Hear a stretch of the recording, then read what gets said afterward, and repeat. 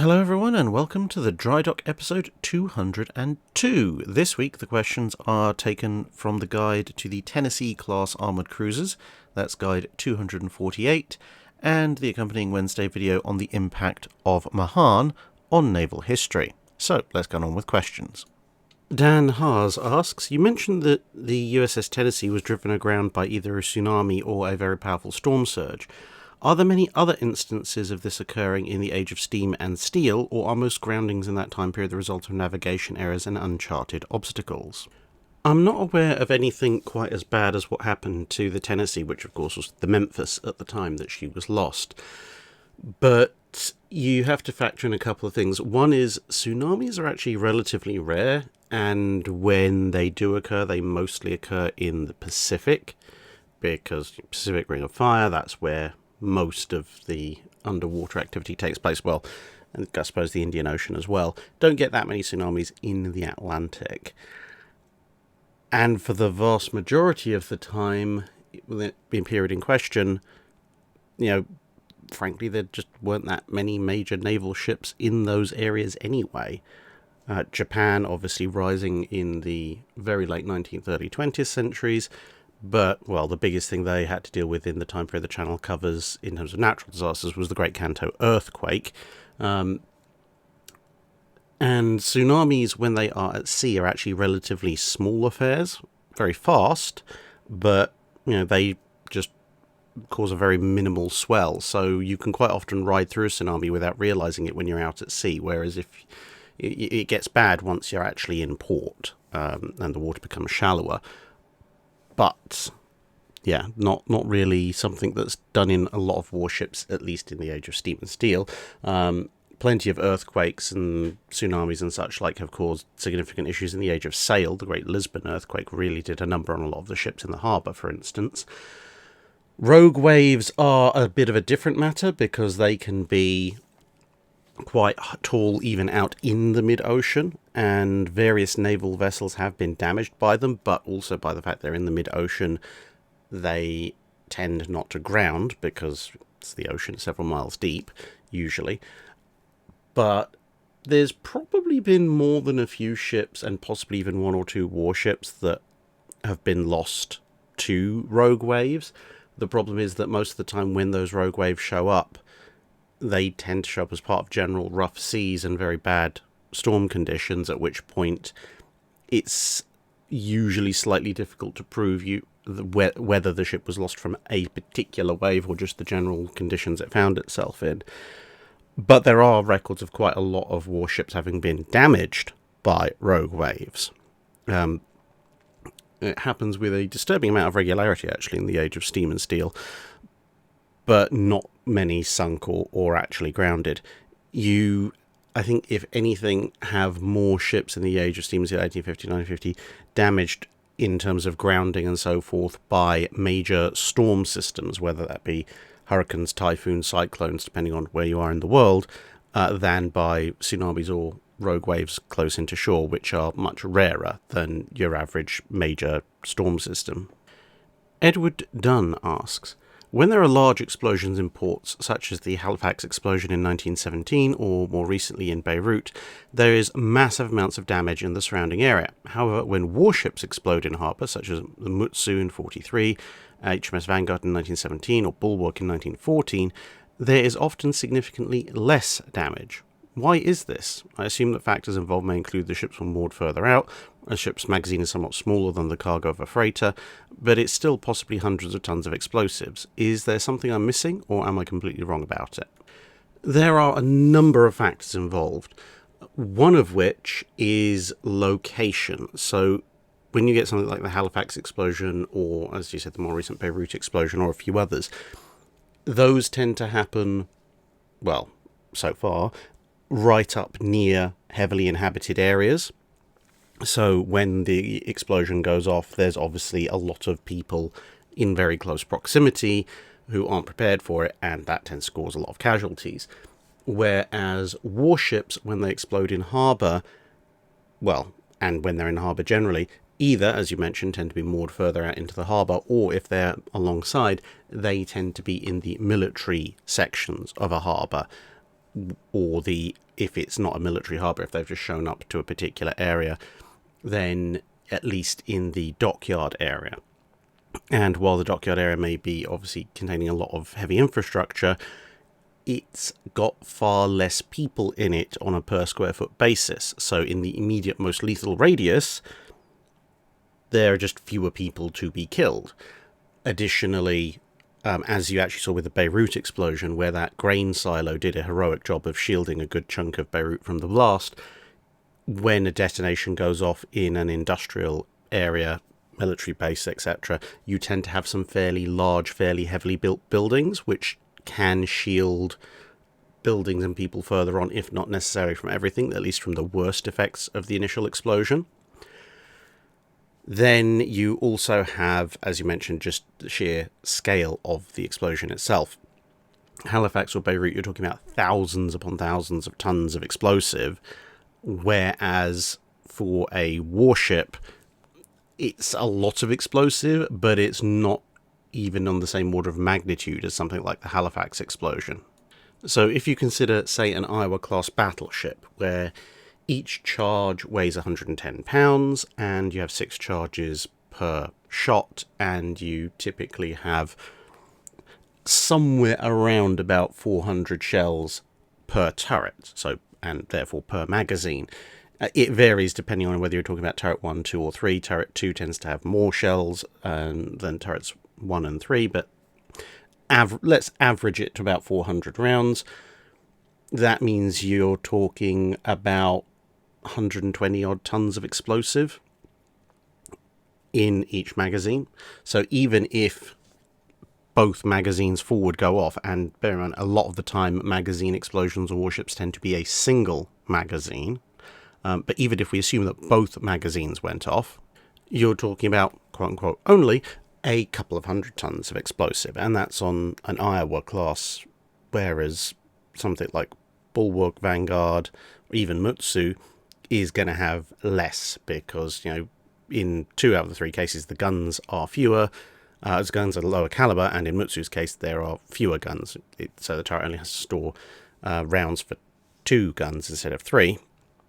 So you're talking about somewhere between 100 and 200 tons of explosive, generally speaking, and this assumes that all of that explosive actually detonates pretty much simultaneously, which may not be the case. You may have a magazine fire that might burn up some of it. It also assumes that the magazine is fully loaded, which again may not be the case.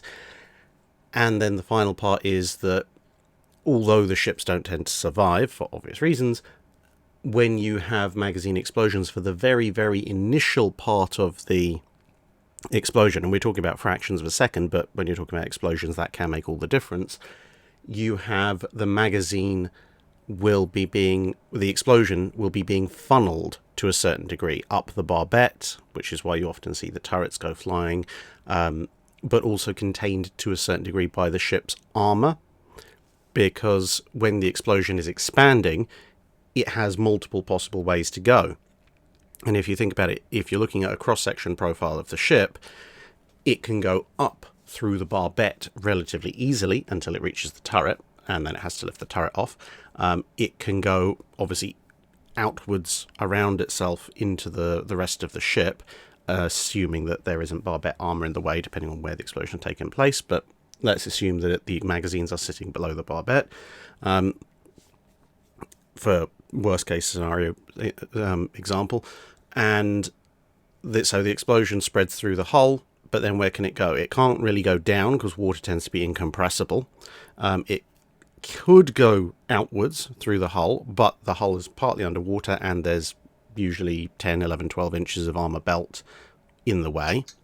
So the path of least resistance is, again, to go upwards. And if you consider longitudinally, you can go forwards or backwards through the bow or stern of the ship, but there's a lot of bulkheads in the way, some of which will be fairly heavily armoured going forward. Usually there'll be a very heavily armoured citadel bulkhead, so that'll stop the explosion spreading forward.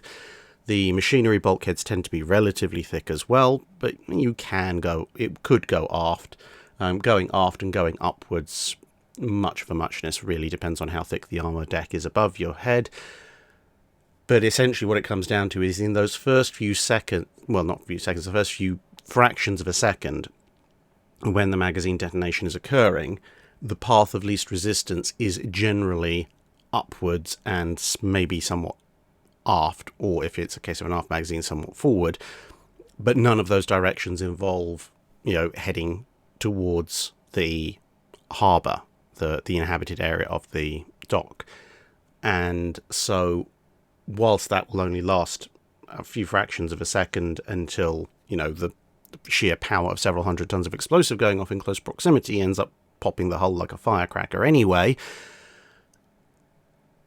an initial portion of that explosion is going in a direction where it's not going to cause as much damage as something relatively lightly built, like, say, the Mont Blanc in the case of the Halifax explosion, where the explosion can just dissipate in all directions, which includes towards the harbour. So factor all those things in, and you definitely don't want to be anywhere near a warship when its magazine detonates. You will still probably horribly die, but the lethal blast radius is going to be considerably less than a ship full of explosives or a warehouse full of explosives, for all those reasons combined.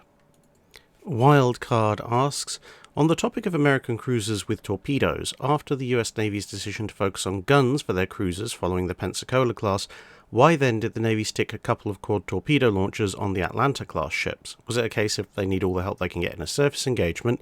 And were there any instances of said torpedoes being used and scoring damage or kills? Well, originally the Atlantas were supposed to be destroyer flotilla leaders, -- replacements for the Omahas, at which point it was felt they might encounter either large vessels that, if they were overtaking the Omaha scouting role, they might encounter a ship that, 5-inch guns might not be able to scratch, and or if they're acting in the destroyer flotilla role, the destroyers would be expected to launch torpedo attacks, so it would be a bit silly if their leader couldn't as well, and hence the inclusion of quadruple torpedo launchers on the Atlantas. Of course, as it turned out through various circumstances, the very, very few times in 1942 where someone tried to put an Atlanta or two into direct surface action, it didn't work out too well for them, and they would spend the vast majority of the war as anti-aircraft escorts for carrier groups, which they did very well, but also didn't really afford them any real opportunity to use their torpedo launchers. And so as far as I'm aware, there are no instances of Atlanta's class cruisers using their torpedo launchers to damage or destroy anything. 154 Kilroy asks, I was recently looking through a book I have on various destroyers and frigates, and I noticed a peculiar French frigate named Charles. It had oars. Why would the French build a ship with oars in 1776? I think I know the book you're talking about, and from looking it up, as far as I can tell, I don't think they did. I think the book's got it wrong. For one thing, I looked through another book which lists every single French warship that was built, commissioned, captured, etc., or otherwise acquired for the period, I think 1670-something to 1786. There's a couple of them. There's another one for the rest of the age of sail. But although it lists a disturbing number of French ships called Croissant, the only Charles that it has in there is Charles II, which is actually Carlos II, an ex-Spanish privateer that somebody acquired, and that was acquired in the latter 1600s, definitely not 1776. However, when you look at if I've got the same book as yourself, when you look at the profile of the ship supposedly French frigate Charles of 1776 is pretty much identical to this ship, which you can see on the screen now, which is the English ship Charles Galley of 1676, not 1776. But nonetheless, it does afford an opportunity to talk about a rather interesting class of ships. Now, these are galley frigates. The term frigate hadn't quite been as nailed down in the 1600s as it would be in the 1700s, and frigate basically meant large-ish warship, but not a great ship, i.e. what we would later call a ship of the line. And this distinction, even so, was fairly blurred at the time, because the old definition of frigate as a ship with a single gun deck was kind of in effect, but there were also great frigates that had 2 gun decks, and there were also small great ships that also had a single gun deck. So, yeah. 17th century ship naming conventions are not exactly precise. Nevertheless, the galley frigate, the idea of these things was to combine the low-no wind maneuverability of a galley, which obviously could move itself under oars, with the endurance and speed under sail of a regular frigate. And so they tended to be slightly larger than the average frigate, because as you can see, you had to have a full gun deck and a full row of sweeps. So you had to be a slightly taller vessel than average. And this was thought to be particularly useful for coastal operations, where the wind may not be necessarily that reliable, and you might be up against things like Barbary pirates who did have galleys and would be able to completely outmaneuver you, especially by the 17th century, by which point galleys were armed with guns. So the sort of Crusades period arrangement where galleys couldn't really touch some of the early gun-armed vessels because they just didn't have anything in terms of firepower, and the gun-armed vessels tend to be large enough to resist ramming attempts. Those days were long gone. So if you were in a sailing warship and you were caught becalmed, then even a small galley, as long as it had guns, could seriously threaten your life. And the galley frigate theoretically avoided that issue, and also afforded you the opportunity to go after becalmed enemy warships yourself, which meant that even outside of the Mediterranean, hence why the Royal Navy was building one, they could potentially be quite useful, because, again, in theory, it meant if you had a number of these, you could send them off raiding the enemy coast, and if the wind died and the enemy was sending an overwhelming force to catch you, you could just row away and you'd be fine. And if you found an enemy force and they tried to sail away from you and the wind died, you could catch them, and so on and so forth. So that was the theory. In practice, they didn't work out too well, because the manning requirements for them were absolutely huge, because you needed a full set of gun crews, a full set of literally sailors, i.e. people manning the sails, and a full set of rowers, which added a third dimension to it, which really didn't help matters, and it's quite labour intensive. Plus, the extra weight and everything obviously doesn't contribute to your fighting capability per se, and they went out of fashion pretty quickly, although there was one area where they did stick around, and that was on major river combat, in things like the Danube and the Rhine, because in confined river environments, the extra manoeuvrability and agility afforded by being able to row independent of the wind was far, far, far more important than it turned out to be at sea. Seawolf asks, what is the battle turnaway used by the High Seas Fleet, and what sort of advantages did it give the High Seas Fleet? So the battle turnaway was a manoeuvre that the High Seas Fleet practiced quite extensively, and it has to do with how ships manoeuvred, basically for pretty much the entirety of the Age of Sail, once the line of battle had been established, and then well into World War I, assuming that they were sailing in a formation. Now, the issue comes from the fact that if you are fighting broadside to broadside, then the best way to sail is in a line, one after the other. The problem with that is that it's an incredibly unwieldy formation for general cruising. You know, the forwardmost ship might be miles and miles and miles ahead of the rearmost ship, and since the flagship is usually somewhere in the middle to try and make sure they can communicate as best they can with everybody, making course changes and corrections and so forth can be quite difficult. So usually ships would travel in a series of columns, which is what, for example, the Grand Fleet was doing on its way south, and what, for that matter, the High Seas Fleet was doing on its way north for the most part. But when you needed to get everybody into formation, or if you wanted it, even if you're in a small group, like say the battle cruiser fleet, and you wanted to change direction, then when you ordered the change, the best way of doing that was for everybody to follow through turning at the spot that the lead ship turned, kind of like they're all on a road, because that means they will all end up still in a line and still travelling in the same direction, or in the case of a fleet deployment, like the Grand Fleet did, if everybody turns at the same spot as their column leader, you now end up in a nice line travelling roughly 90 degrees to where you were going. And you can kind of see that happening here. This is the High Seas Fleet, but you can see they are all turning, this is called turning in succession. This is also what almost made Admiral Togo lose the Battle of Tsushima. If it hadn't been for the fact that the Russian guns didn't have particularly brilliant shells, he could really have been in trouble, because the Russian gunnery at Tsushima wasn't actually that bad. So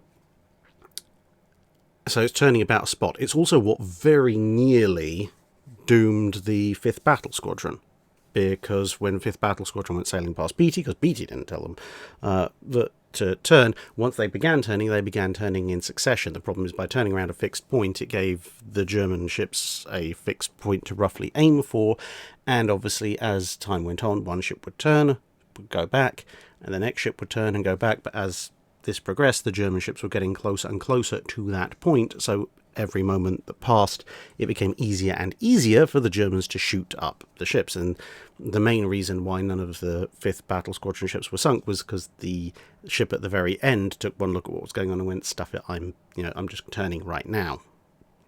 So that's how everyone usually turns. The point of the battle turn was that everybody turned simultaneously. So instead of going up to a fixed point when Admiral Scheer says turn, all ships haul out of line and turn about. Now, this does have limitations. If you do a simultaneous turn and you turn 90 degrees or anything close to it, you've turned your battle line into, a battle, not even a battle column, basically a series of parallel ships, which is the single worst way to fight a line battle. But if you want to do something like approximately reversing your direction, it's absolutely brilliant, because effectively the entire line inverts and heads back the way it had come in the time it takes for one ship to turn about, because everybody's turning simultaneously, as opposed to 20-odd ships going up to the same point and then all turning around. So it allows you to remove yourself from a situation far faster than most people could ever anticipate you doing in that period. As I said, one of the big limitations is that it only works for very specific changes of direction. The other limitation is that ships generally, because of the speed of how quickly the technology was advancing and the sizes and shapes of various ships don't tend to all turn with the same radius, and also they will lose differing amounts of speed. And this is one of the reasons why the US was so obsessed with the standard class having standard turning radii and speed loss regimens, because it meant that simultaneous maneuvering was so much easier. Because if you had a battle line of US standard battleships, you could say, right, everybody, turn 180 degrees with using your, let's say, using your rudder angle 20 degrees to starboard. You put the wheel over, and everybody's going to do pretty much the same arc. So it's going to be nice and neat and easy to work out. The reason the battle turner used by the High Seas Fleet required so much training was because the Nassau's wallowed like pigs when they turned and lost huge amounts of speeds. The Koenigs had a different turning radius and didn't lose quite as much speed, and the Kaisers and the Helgolands, etc., all also varied. So not only did you have to practice the idea of when the Admiral signals everybody turns, but you also had to come up with specific regiments. So if you're travelling at a certain speed, then right, well, if my ship does this turn, it's going to have this radius, and I'm going to lose X amount of speed. But if I have a particularly tight turning ship that doesn't lose much speed, but the ship behind me has a rather wide turning arc and does lose a lot of speed, then there's every chance and opportunity that my turn I might turn into the ship behind me, and then there'll be a collision. So they had to practice this multiple times to work out what these characteristics were, and then how to adjust each ship for that particular maneuver. So if you have, let's say, for example, you work out that the Nassau's, by putting pedal to the metal and putting their rudder right hard over, can make the turn at a certain speed and at a certain radius and lose a certain amount of speed. Well, for a Kaiser or a König, they might only have to put their rudder halfway over and maybe actually can throttle down a little bit in order to make the turn in such a way that they actually all line up. And of course, practice makes perfect, but battle conditions also affect things. So one of the issues when you look at the battle turnaway is that although it's generally successful, they do have some issues sorting out the line thereafter. Now, that's not too much of a problem if you're just dressing the line while you're leaving, because that's all you have to worry about at that point. But at various other points when there are battle turnaways during Jutland, it almost falls apart. But luckily for Scheer, it doesn't. Reva asks, pondering World War II, Mahan's logic certainly seems logical if one doesn't obsess over single glorious battles, and yet, were there decisive battles in the end? The British sank Bismarck, but still had to fear Tirpitz. The Battle of the Atlantic seems like it might qualify in a strange way, but it's certainly a very long battle if it counts. Even Midway, whilst a victory, didn't especially leave the US in an unassailable position of power until later in the Pacific. Oddly enough, it seems that perhaps the campaign against the Italians might almost count the most. Even if their battleships weren't sunk, the loss of their cruiser force left them holed up and the Allies much freer in their operations for the remainder. It is somewhat odd. In some ways, you could almost argue that the existence of Mahan's doctrine in and of itself made a Mahanian-style decisive battle much less likely, because by advocating that a decisive battle could win or lose the war in a single engagement, it meant that everybody was suddenly a lot more hesitant about committing their entire fleet to an action, or the bulk of their fleet to an action. Now, obviously, in some cases, there were circumstances that forced people's hands. So, for example, at the Battle of Tsushima, the Japanese had to commit pretty much their entire fleet because that was the only way to get the sufficient numbers to take on the 2nd Pacific Squadron. In World War I, Germany was literally right there just across a very short stretch of the North Sea, so both Britain and Germany had to commit pretty much the bulk of their fleets to any potential engagement, because if one of them didn't, the other one would, and then that side would win. But when you got into World War II, everything was so dispersed that there was no utterly compelling emergency reason to muster your entire fleet together, and for the most part, for the larger fleets, there was also multiple different objectives, which meant the fleets tended to get split up more. The only ones who could really afford to concentrate their fleet were the Italians and the Germans didn't have all that much of a fleet, and were up against one of the two biggest navies on the planet. The Italians probably were the only ones in the best position to actually execute some kind of decisive battle using the majority of their fleet, but by simple fact of they'd be risking the entirety of their fleet, whereas the British wouldn't, because they'd have other ships they could pull in even if the Mediterranean fleet suffered a catastrophic defeat. It would make the Italians very hesitant because, best case scenario, you temporarily take the Mediterranean until the British and later the Americans push back in and take it from you. Worst case scenario, you lose pretty much your entire fleet and the enemy doesn't, which is, it's not the best bargain to be striking. But, on the other hand, you could in some ways, I suppose, argue that there were decisive battles that significantly influenced the future of the naval war, even if maybe they weren't necessarily recognised at the time, and they weren't Mahanian-style, whole fleet actions where you destroy the enemy fleet. But if you look at something like, say, the Battle of the Barents Sea, that's probably the closest to being a single decisive action in the sort of Anglo-German side of the conflict, because whilst in and of itself it doesn't actually involve any battleships and the scores are not massively lopsided one way or the other, what it does prompt is it prompts Hitler to basically try and first scrap the Kriegsmarine, and then once he's talked down from that, reduce its role quite considerably. So whereas before you'd have to worry about Bismarck, Tirpitz, Scharnhorst, Gneisenau, etc., etc. After the Battle of the Barents Sea, the only real risk that the Allies had to worry about, albeit they didn't necessarily realise it, was maybe Tirpitz would pop up. So in some ways you could argue it was relatively decisive in that it allowed the Allies to move into another phase of naval warfare in that vicinity. Now, Midway, in theory, possibly, but as you said, as it doesn't necessarily entirely secure the US position, and, you know, they would still suffer fairly considerable losses in things like the Guadalcanal campaign, losing Wasp, losing Hornet, and so forth.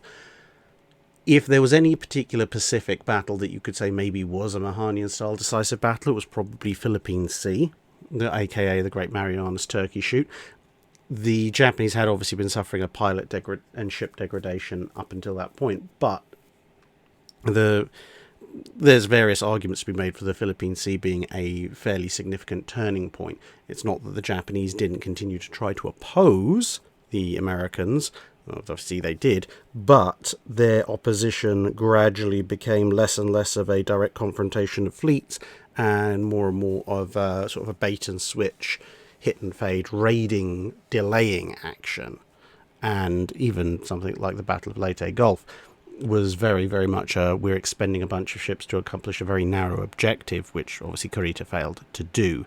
So whilst World War II didn't have any grand Mahanian style, at the end of the day the bulk of the enemy fleet is smashed battles, you could argue there are perhaps a few which were following his doctrine of inflict a particularly incisive defeat and your opponents will be on the back foot for the rest of the war.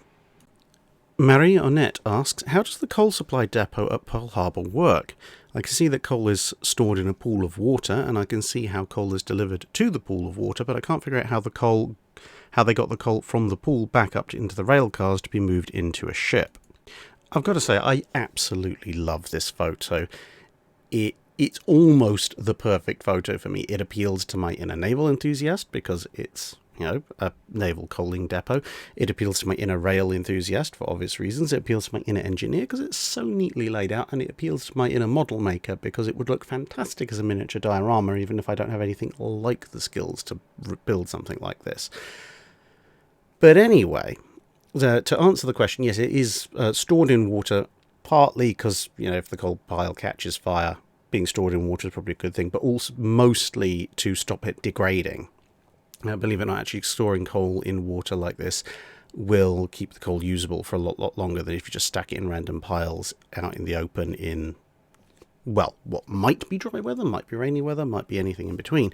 Anyway, to get the coal back into the rail cars and back into the ship, they would actually use a little steam crane or multiple steam cranes that came on rail track. So you can see they've got a couple of big cranes there where the ships would pull up, but to load the coal trains that were retrieving the coal, that's why you have those two tracks. So you'd have one track occupied by, as you can see at the furthest from the sea section, a little train full of coal cars, and then you would have the other track would be occupied by a crane or possibly multiple steam cranes, which also came on flatbeds or were integrated into engines, and they would pick the coal up and bring it over and pop it into the cars which were next to them, and then those cars would go off and load up the ships. But this is very much obviously a long-term coal storage facility as well. But yeah, thanks for asking the question, because it gives me another excuse to use the photo. Ricardo Kowalski asks, did Mahan update his books after airplanes became practical? No, because unfortunately for everybody, Mahan caught a severe case of dead in 1914, and whilst airplanes had therefore been around for about a decade prior to his death, they were seen mostly as expensive rich man's toys and not a lot else. And to be fair, that wasn't too far off the mark. They were thoroughly impractical for, well, anything. Aircraft carriers didn't exist. Catapulting them, well, for the majority of the pre-1914 period, I doubt most of those aircraft would have survived being catapulted off. Landing, well, they're one-shots. Yes, you could have float planes and seaplanes, and those did exist, certainly toward the end of that period. But even then, they were only good for really basic reconnaissance if they chose to work at that particular time. It's only during World War One that you start to see the tentative steps towards naval strike aircraft and indeed any kind of reliably usable naval recon, and by that point Mahan wasn't around anymore. Sam Traynor asks, why did the US Navy use heavy and super heavy shells? What advantages and disadvantages did this have? So there are two main advantages to super heavy shells. Firstly, because they are heavier than the average shell, then it means for an equivalent gun, they have a higher ballistic arc, i.e. to get to a certain range, you have to fire them higher into the sky, assuming you're using roughly similar charges. Not precisely the same, but anyway. And that means that they come down a steeper angle sooner. Now, if you're a Navy that's interested in deck penetration, which the US Navy definitely was, then this is great because it means you can get a better angle on deck penetration at realistic battle ranges rather than at, absurdly long ranges where you're very unlikely to hit anything. Weirdly, this actually means that the South Dakotas were better at deck penetration than the Iowas, because the Iowas, with 110-pound charge bags and a 50 caliber gun, actually fired the super heavy shell at a, relatively speaking, flat angle, as opposed to the 45 caliber 16-inch gun and 90-pound charge bags on a South Dakota, which meant that, let's say we take an engagement at 20,000 yards, the Mark 8 shell fired from the South Dakota's gun was actually dropping at a steeper angle than it would be from an Iowa's gun. But it's just a little bit of naval trivia for you. But the long and the short of it is, it's better at deck penetration at reasonable ranges. And secondly, the super heavy shell carries its energy further. So, you can see this if you do some very basic experiments. So if you take, let's say, a rock, a very small rock that weighs about as much as a table tennis ball or a ping pong ball, depending on what you're calling it. If you throw both of those with the same amount of force behind them and they mass the same, then the stone will go a lot further because air resistance will slow down the ping pong ball considerably more.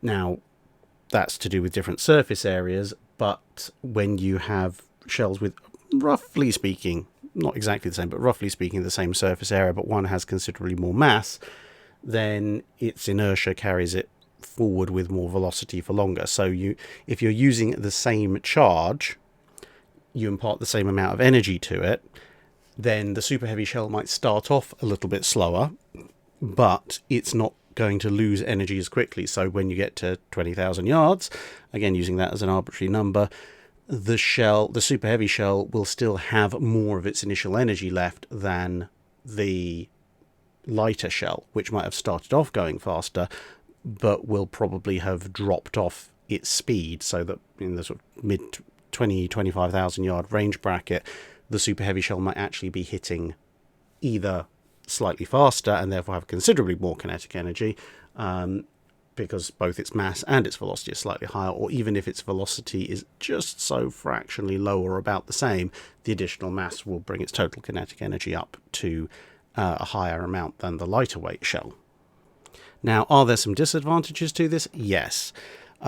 Disadvantage one is that unless you happen to use something absurdly powerful like a 16-inch 50 gun, if you're assuming you're using a standard weapon like a 1645, then assuming that you're going up against another ship that's armed with a similar caliber of weapon, then the other vessel will probably have shells traveling faster at closer ranges. So if you end up in a knife fight type engagement at 8, 10, 12, 15,000 yards, then the enemy with a more conventional weight shell might have slightly higher kinetic energy values and slightly better armor penetration than your super heavy shell.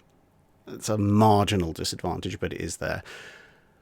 A larger disadvantage is the fact that because you're having to fire the shells in a higher ballistic arc, it means their travel time is longer, which means that at the outer edges of effective engagement range, again assuming similar guns, your opponent has a slightly better chance to dodge your incoming super heavy shells than they would if those shells were more conventional, because they'll have a second or two or more, depending on the range, in addition to dodge, which obviously also makes your fire control calculations slightly more difficult because there's more variables to take into account.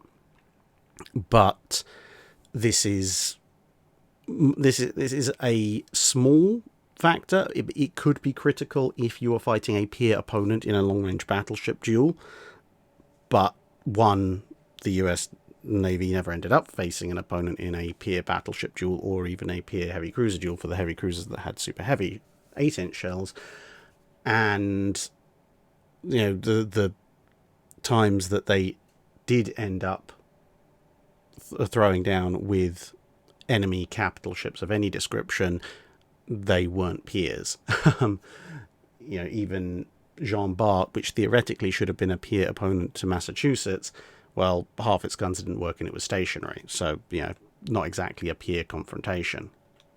Now, the one other theoretical potential disadvantage is something that I've mentioned before when I've talked about the 16-inch 50, which is that by the time you get to the use of super heavy shells in World War II, the theoretical maximum range of guns has advanced so far that the realistic engagement ranges, i.e. where you can actually fire and hope that your opponent will, actually be hit because they don't have the time to just go, oh, they fired, I'm going to just dodge in whatever direction, which is basically a 25,000 to 30,000 yard bracket. That's kind of your upper limit for realistic engagements.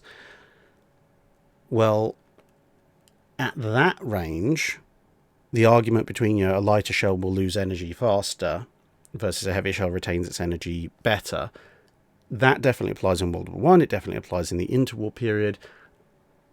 But if you're shooting a 16-inch 50 cal or similar weapon in mid to late World War II with mid to late World War II propellants and shell design and so forth, I get the feeling that a standard weight, not an ultra lightweight, but a standard weight shell fired out of a 16-inch 50 probably would have similar levels of armor penetration at anything like a reasonable battle range. Sure, it would drop off the further it went out, but the 16-inch 50s at maximum range is so absurd that most of the drop-off period, at least my suspicion goes, would be in an area where they're probably not going to hit anything anyway. So you'd have better armor penetration at closer ranges for what that's worth, considering the absurd armor penetration of a 16-inch 50, regardless of what shell you put in it. But more critically, it would be getting there faster because it would be fired at a flatter angle, and therefore, both the angling improves armor penetration capability and the journey time of the shell means you'll hit sooner, which makes your fire control solution easier. But it's a marginal theoretical. If you're getting hit by a 16-inch 50 gun firing at you from about 20 to 25,000 yards away, unless you're the Yamato or maybe a very, very heavily angled King George V, whether you're being hit by a super heavy shell or a warp speed standard weight shell is rather academic to the fact that you're probably dead.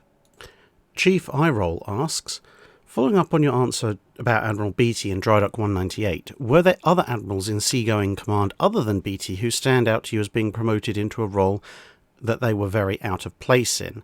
I'll ask specifically about Admiral Yamamoto, who was very much involved in the political diplomatic side, but was assigned in 1939 as the Commander-in-Chief of the Japanese Combined Fleet until his death. There are quite a lot of admirals who end up in this kind of position, surprisingly enough. Both admirals who would have been really, really good administrators but end up being put in combat roles, or admirals who are exceptional combat officers who end up being shoved into admirals they really don't do well in. and various other permutations and mixtures thereof. Now, it's not always a disaster. The main question is, how well is the admiral in question able to recognise this issue and deal with it appropriately? Because sometimes you can have admirals who've been promoted into exactly the right position, only for circumstances to change and that position is no longer really suitable. So you might have a really good administrative admiral who's in charge of a fleet in peacetime, but then it goes to wartime and he's actually not that good a tactician. Or vice versa, you have a bunch of really good wartime leaders in post, and then the war ends, and now turns out they're actually really awful at navigating the political landscape. But sometimes that causes major problems. Sometimes it actually works out relatively well, bizarrely. So an example of it working well would be Lord Howard of Effingham. Now, he was promoted rather rapidly to being the Commander-in-Chief, the Admiral of the English fleet at the time of the Armada. He had a modicum of seagoing experience, but he was put in charge almost entirely because he was Lord Howard of Effingham, and at the time being high-ranking aristocracy was a major qualification for leadership of a nation's fleet. For pretty much the same reason the Duke of Medina Sidonia, who absolutely hated the sea, was in charge of the Spanish Armada. But Lord Howard of Effingham recognised that he wasn't particularly good at actual seagoing command, and he let people like Frobisher, Hawkins and Drake do a lot of the detailed command at sea work, and so therefore the English fleet wasn't attended to by complete disaster. Francis Drake is actually another good example from the period. Excellent privateer, excellent leader of small formations, doesn't necessarily work so well in a team, but a useful ancillary during the Spanish Armada attack. All of these things, excellent raider, awful fleet commander. Some of that was beginning to come out during the fight with the Spanish Armada, where he tended to act more on his own recognizance than on any specific orders from the overall fleet command. It was more a matter of luck and his personal skill that saved him from getting hammered by the Spanish in that case. But when there were attempts to give him command of a full-sized fleet, aka the English Armada, he wasn't particularly good at the grand strategy elements involved in that, and that the thing was a complete disaster.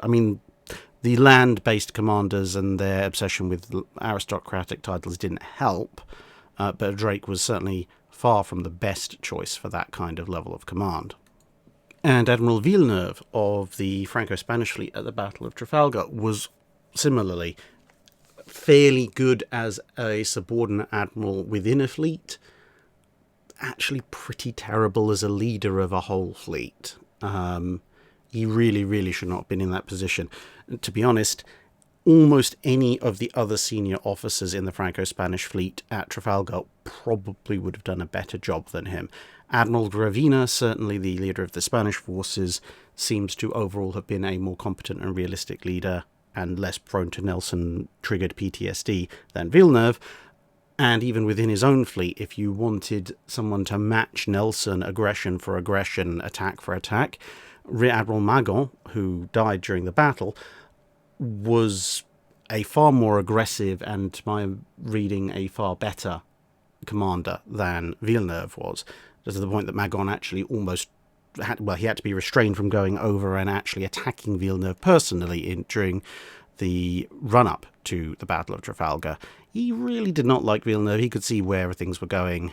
And, well, let's just say that if Mahan had been in overall command of the Franco-Spanish fleet, things could have gone a lot differently. Bjarki Hilmarsson asks, what was the reach of the Condor into the Atlantic? I wonder, due to the problems the El Grillo is causing in Iceland today, was that at the edge of their range? And for those of you wondering, El Grillo is a oil tanker that was sunk by 3 FW200s whilst it was sitting off the coast of Iceland. And the problems it's causing now is that despite having taken off most of the munitions and its oil cargo, there's still more oil in there and it's leaking, and that's not particularly a good thing. Anyway, the Condor, theoretically just about has a transatlantic range. Now, of course, it depends on which model of Condor you're talking about, because some models of Condor had more range than others because they were loaded down with different things, had different engines, etc., etc. Also depends on what level of armament they're carrying as well, because obviously the extra weight of weaponry will offset their range. Related to weaponry, fuel tankage, they could have extra long-range fuel tanks fitted in the bomb bay, which would obviously extend the range. So your ideal circumstance would be a relatively lightweight model Condor with extra fuel tanks in the bomb bay. Your worst case scenario would be a Condor with lots of extra equipment and, as you can see here, underslung pod stuck on it, and whatever's left of its bomb bay capacity filled with bombs. So the overall range could vary massively, but in absolute theoretical maximum range, you might just about get one to, if you launch it right from the very tip of Brittany, might just about sight the very eastern tip of Canada before having to turn around and head back. So they theoretically could cover 90% of the Atlantic. The problem is that obviously that only works if you're going to a specific point and you're going to attack something, because if you're going to do patrol, you have to go out to a certain area, then you have to wander up and down in that area, and then you can finally go home.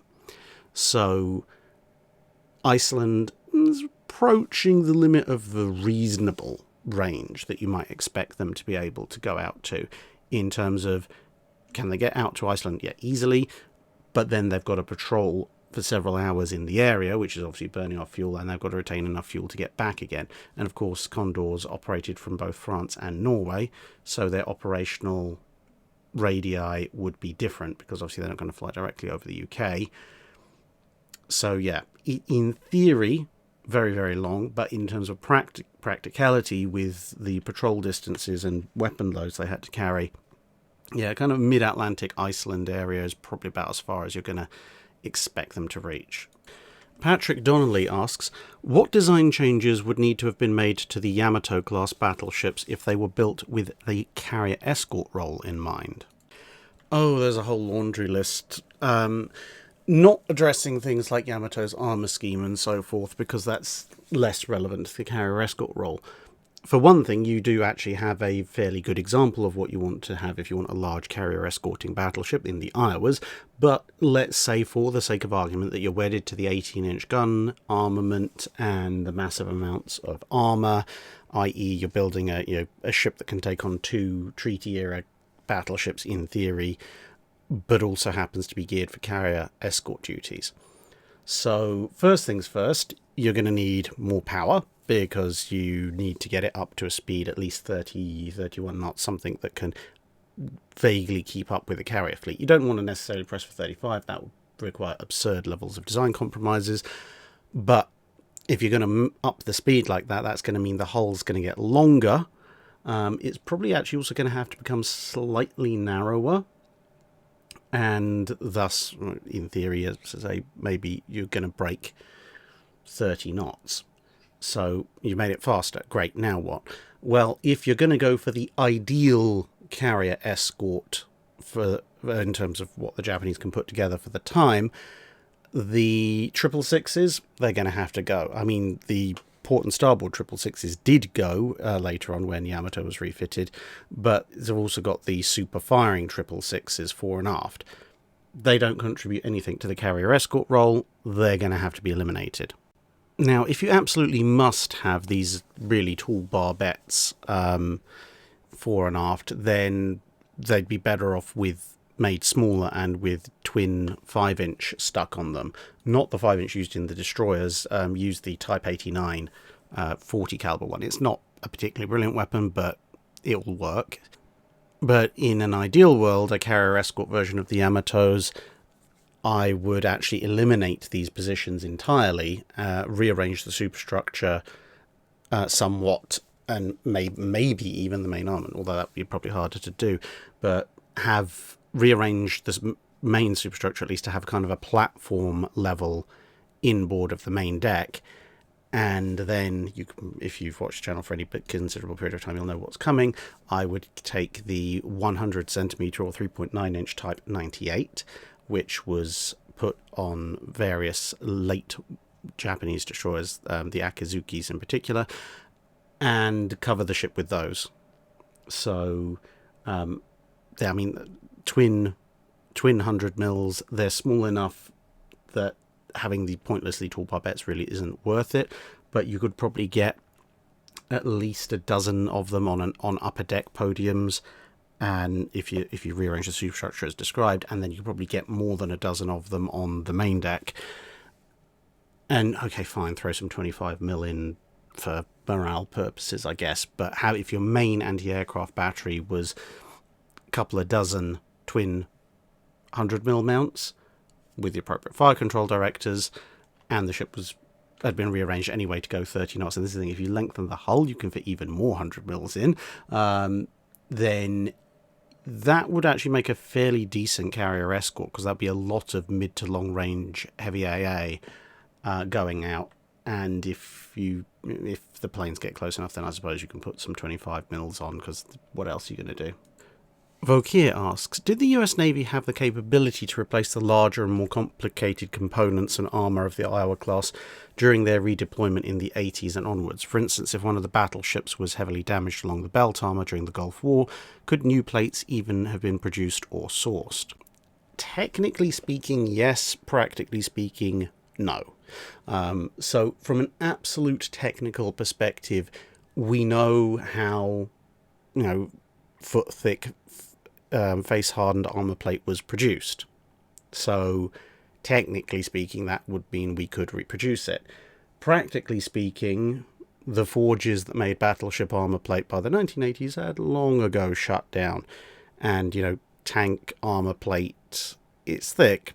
It ain't that thick.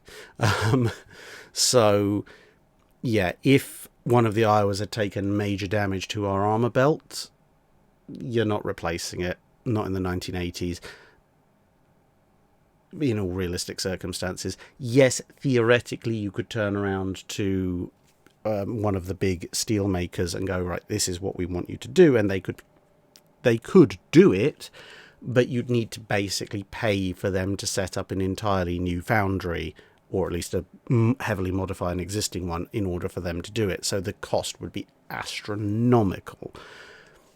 What would be more likely is that it would just be replaced by a standard homogeneous piece of armour plate, or possibly not at all. I mean, you see sort of with Iowa and the Turret 2 explosion.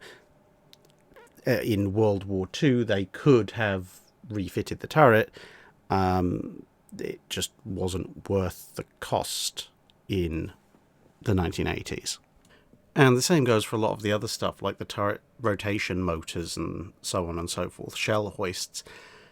Either there would be spare parts lying around in inventory, or there wouldn't, and if there weren't and something broke, or you ran out of spares on some of those bigger and more complex pieces, you were never going to fix them, because you'd either have to find possibly a company that didn't exist anymore, or even if they did exist, similar to the armour problem, you'd have to persuade them to dig out old tools and jigs and dies, assuming they even had them still, to reproduce the things, or you'd have to try and jury rig in a replacement using modern components, if indeed there was anything remotely comparable that was available.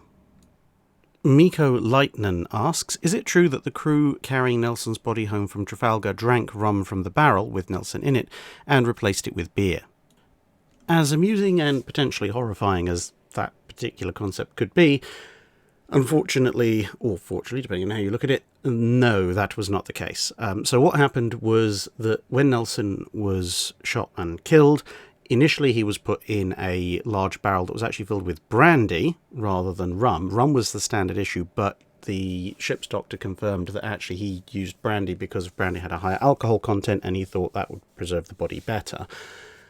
Victory was then towed to Gibraltar for initial repairs, and when they inspected it at that point, they found that the level in the barrel was lower, so it hadn't been replaced by anything, but they had a marine sentry guarding the barrel the entire time, so it was pretty sure no one had been drinking the stuff. What actually happened was a mixture of, well, it's high concentration alcohol, so some of it had evaporated off, and other parts of it had obviously been absorbed by the body that was in it. They then replaced the contents with a 2-to-1 mixture of brandy and basically pure ethanol, which made the concentration even higher and probably would have made it dangerously unsafe to drink, aside from the fact it had a slowly decomposing body in it. And again, it was under guard, and the records from the voyage indicate that due to a mixture of absorption and the fact that it was also evaporating, they actually had to refill the cask a number of times whilst they were en route. So, yeah, nobody was drinking essence of Nelson as far as any of the reliable records can be read, urban legends and so forth aside. Lewis Westfall asks, how many hours a month do you put into the channel? Oh, it varies quite considerably. It also depends how you define time put into the channel, because, for example, going to the States was almost entirely about gathering material for the channel, and to be fair, it was also very long days. So if you count the driving to and from various ships and being on the ships and so on and so forth as work put into the channel, then for the month of April I was basically spending every waking moment on doing sort of 16-18 hour days working on the channel. But that's a slightly unrealistic month. I'm not doing that every month, thank goodness. No, in a more typical month, I suppose, if you're talking about the recording the video or videos, editing them, rendering them, uploading them, and managing the release dates and all the labeling, etc., that element is probably about 3 working days a week. So you're probably looking at something along the lines of about 20 hours a week spent, as I said, recording, editing, uploading, managing, etc., etc. But that doesn't include the time spent researching for the videos and then also writing the scripts, turning the research into something that is vaguely coherent. And that can vary massively. Obviously, if I'm doing an interview with somebody, then, well, there's the time emailing to set up the interview, but then the interview itself might be an hour or two, and then it's a case of going straight into the editing process. Whereas if it's, something like the video I did on boilers or the video I did on armor development, which requires a lot of in-depth research and then a lot of compression to get it into something that's not going to be a 6-hour long monologue, that kind of thing it's going to take multiple weeks, sometimes even multiple months, and that can be hours upon hours in a day. So I would say, including research time and so forth, on average, I'm probably spending about 30 to 40 hours a week working on the channel, which is actually pretty much about the same amount of time that I spent in my old day job, in the office and so forth. The difference is obviously no commuting time. Sometimes it's less, sometimes it's more, and I get to dictate when I start and when I finish. So, I might get up at 7 o'clock in the morning, start working, but be done by 2. I might get up at 7 and not be done till 8 at night. I might get up at 10 and be done by 1 if there's not a tremendous amount to do, say, on a Friday. But yeah, I'd say about 35 hours a week average, not including odd things like, trips. Jonathan Smith asks, in your Shimakaze video, you mentioned the designers did find the space for 18 depth charges. That got me wondering, how many depth charges are expended in dropping one pattern of them? How many depth charges did the better anti-submarine ships of various navies carry? I'm trying to understand if 18 is a useful number or just a pointless nod to anti-sub capability. So 18 depth charges would be a somewhat useful, but not particularly brilliant anti-sub loadout. I mean, exactly how many you drop in a pattern depends very much on the engagement in particular, and the Navy as well, their strategy and tactics. A typical depth charge pattern could be as few as 2 or 3. Obviously, 1 is not a pattern. It could be as many as 6 or 8, depending on how good a contact you think you've got and how sure you are that you can kill the thing, or how desperate you are. So if you average, and I know it's a very crude figure, but if you average a pattern at, say, something like 4 charges, then Shimakaze's 18 charges would give her the capability of dropping approximately 4-ish patterns of depth charges, which doesn't sound like a tremendous amount, and indeed it isn't, but it's better than, you know, a one-shot and done deal. Now, of course, you could eke that out by dropping single depth charges or pairs, and if you had something equivalent to a K-gun or a Y-gun launcher, then obviously you would launch them singly or in pairs, which again helps. So it's a somewhat useful thing, but if you were doing an extensive hunt for a submarine, you could quite easily use up all 18 on a single sub hunt. Now, in terms of other ships and how many depth charges they carried, well, having just come back from Canada, the HMCS Sackville loadout was ostensibly, like most other Flower class, 40. But realistically, they didn't carry 40. They had 40 issued as their standard loadout when they were commissioned and fitted out, but more realistically, you're looking at 80 to 100 for a dedicated anti-submarine ship. And that's what Sackville, we know from various records that have been maintained, did actually carry in various operations. And that obviously gives you a lot more flexibility when it comes to chucking large amounts of explosives at enemy submarines. And bear in mind that the Flower class is not a very large vessel at all. So if you've got a River class frigate or various US destroyer escorts or full-on fleet destroyers, they can also end up carrying, 100 plus depth charges. And to be fair to the Japanese, 18 is what she was supposed to carry. I rather suspect that towards the end of the war, given the threat prevalence of US subs once the Mark 14 issues were solved, you probably would find they'd stashed a few extras around as well. And so that brings us to the end of another Drydock. Thank you very much for listening, obviously. Now, a few bits of channel admin actually this time. So if you're listening to this on the weekend of release, it is 1 week before Tankfest. So I will be there, as I mentioned before, on the Friday and on the Sunday, with any luck. Unfortunately, I can't be there on the Saturday. I have other places to be. But if you do happen to be coming down to Tankfest, you can try and find me on Friday or Sunday.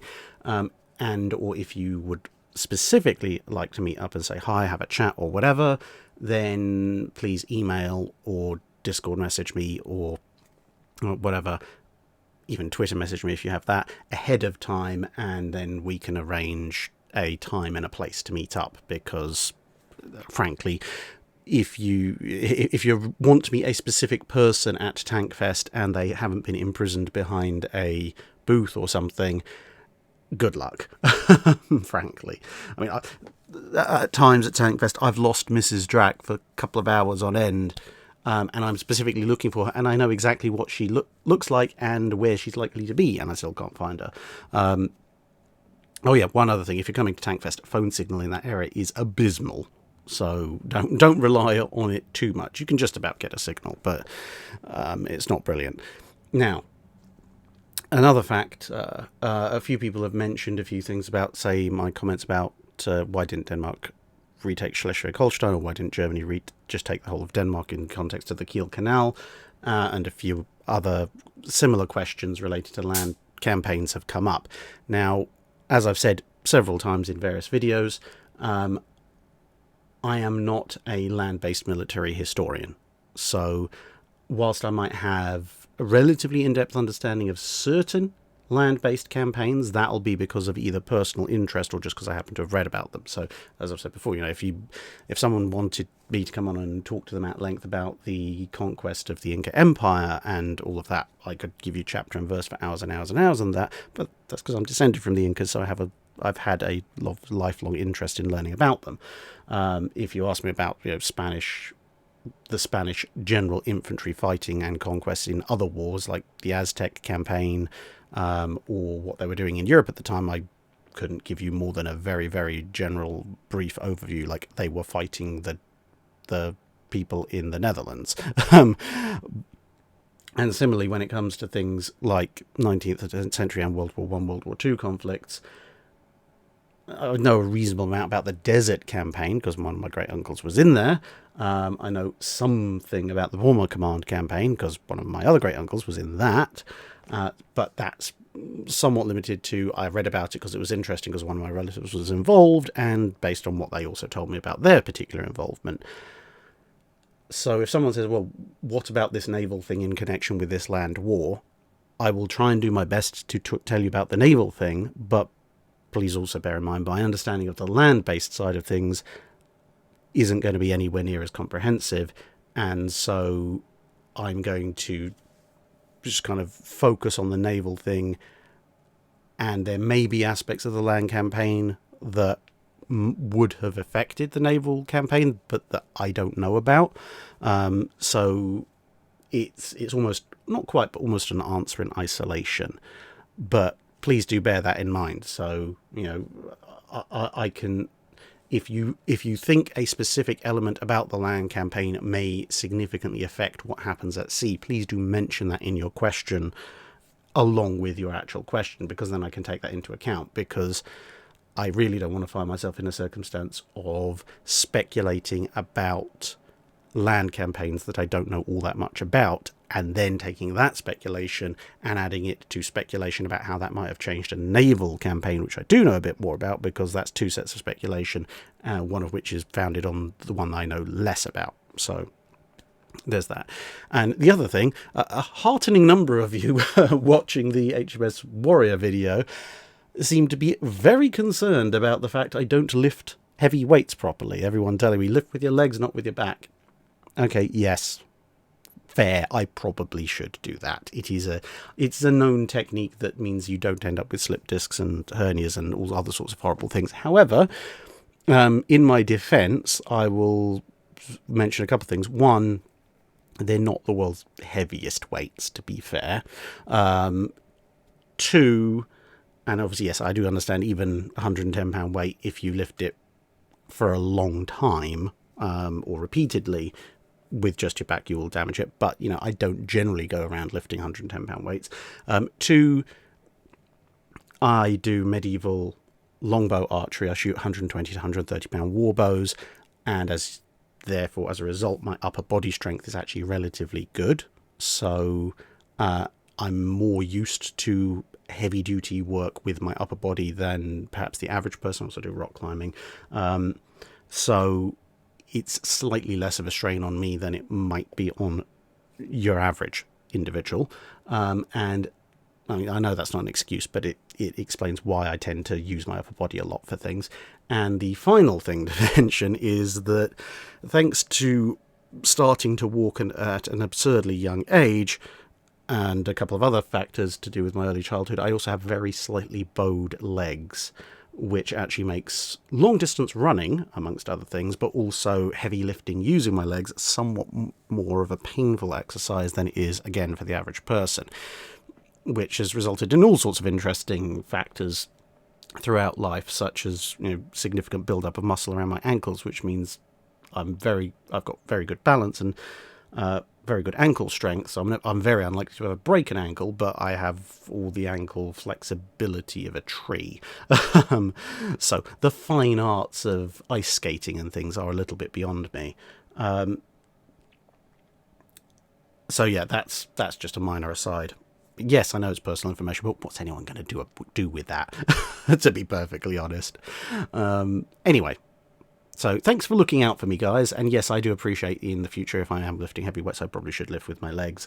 But it was very much an instinctual thing for me, and now perhaps you understand a little bit more why. Anyway, thanks for watching, if indeed you still are, and see you again in another video. Bye.